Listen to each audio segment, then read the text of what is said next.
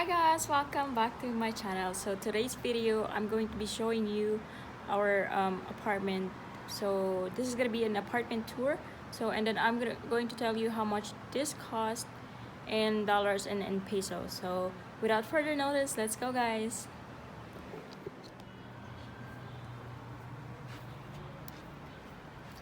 So yun guys, start tayo sa labas. So ito yung lalagyan namin ng sapatos. Medyo nakalimutan ko siyang ayusin, but I think it's okay. Ayan. And then, so dito ko minsan the live streaming. Diyan. And then, eto may lamesa kami. Hindi ko alam kung saan namin ilalagay yan, yung lamesa na yan. But, napakaliit lang kasi ng space na to guys. So, yan, nandyan lang muna siya. So, ayan yung mga gamit ko pang workout. So, dyan ko lang siya nilalagay.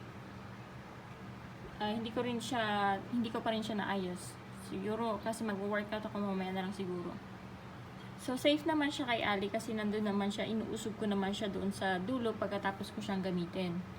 So, don't worry guys. So, ayan, lamesa.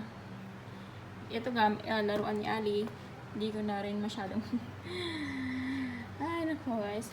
So, ito yung ginagamit ko sa, lightning. Hindi ako gumamit ng ring light. Then, ayan, my flowers, and then yan. So, ayan yung, pag nag-ELS ako, nag-decide ako, dito na lang muna ako dyan na lang ako sa small corner na lang. Yan yung gamit ko, guys. Yan, dyan ako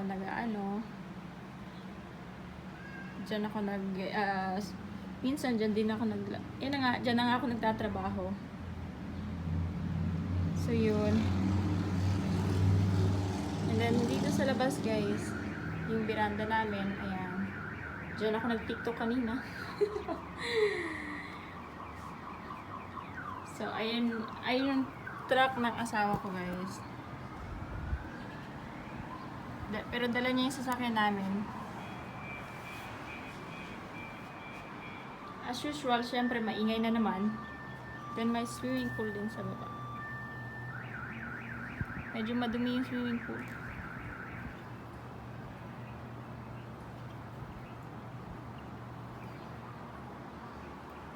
Ayan lang. Yung space namin sa labas, guys, yung parang veranda. So, yung bike na asawa. Ayan yung overview, guys.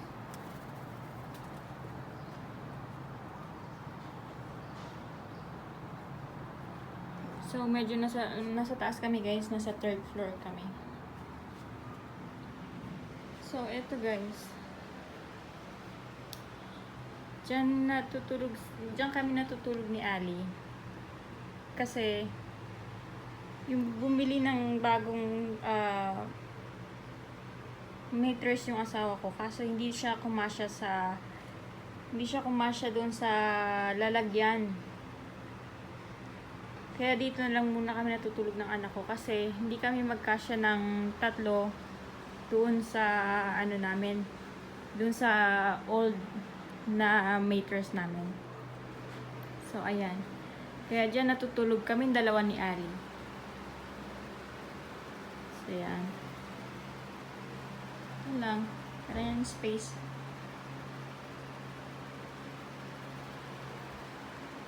Yung TV namin. So, ayan. Napaliguan ko na yung anak ko, guys. Mahimbing na ang kanyang tulog.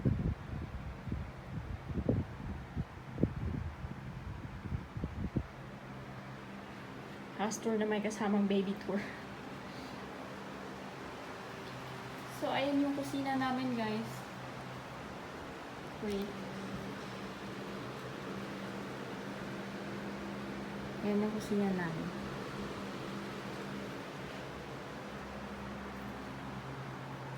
So, dito yung mga nakalagay mga gamit, etc. etc.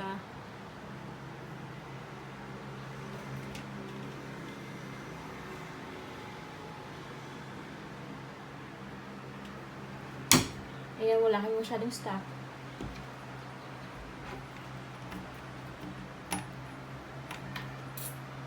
And then, ayan yung dirty kitchens namin. Ayan. Diyan ako nagluluto, guys.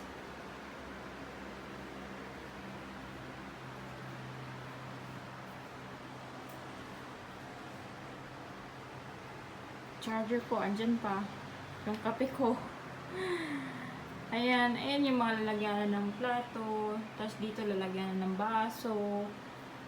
Diyan. Ayan, mga lalagyanan ng ano. Mga ganyan. Mga pagkain, guys. Mga stock.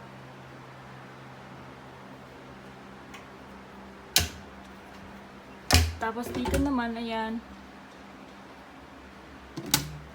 So, sobrang hilig ko ng Tabasco, guys. Ayan. Yung mga, ano, nagtulutuan. Parang nagbabahay-bahayan lang. So, ayan yung ref namin, guys. So, malapit ko na makuha yung aking, ano, aking green card. Ayan, dito kumakain si Ali, guys. Diyan siya kumakain. Tapos, ito naman yung aming bathroom, guys. Yan. Medyo maliit lang siya. Hindi naman kagandahan.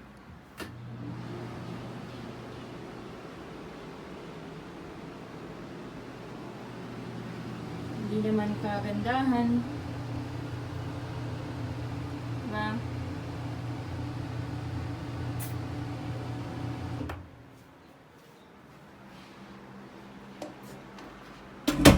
Tapos, ito naman yung aming bedroom, guys.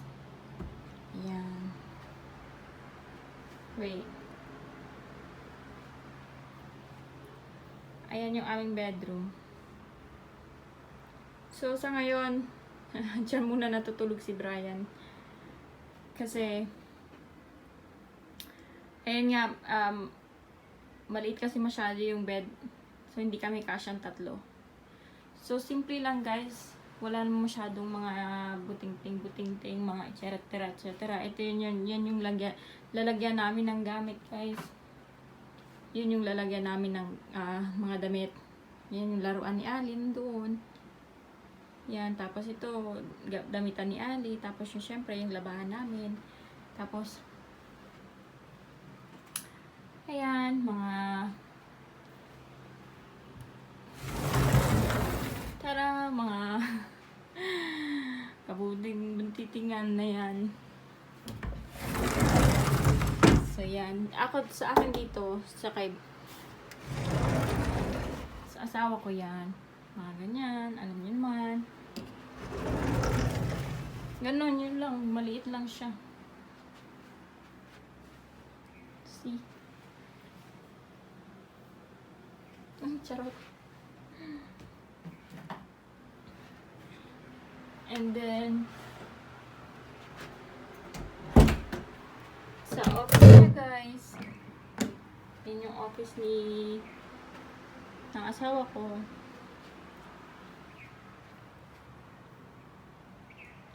Yan, dyan siya nagtatrabaho. Yan. Lagi siya nandito, guys. Kapag nasa bahay siya, lagi na siyang nandyan. Lagi siyang, hinahayaan ko lang siya magtrabaho. Yan. Yung mga gamit niya. Hindi ako masyadong napasok dito, guys. Yung surfboard niya. Yan. Ganun din. Yan. Siyempre, meron din yan sa loob. Hindi na natin titingnan. Kasi sa kanya yan. But, ayun, guys.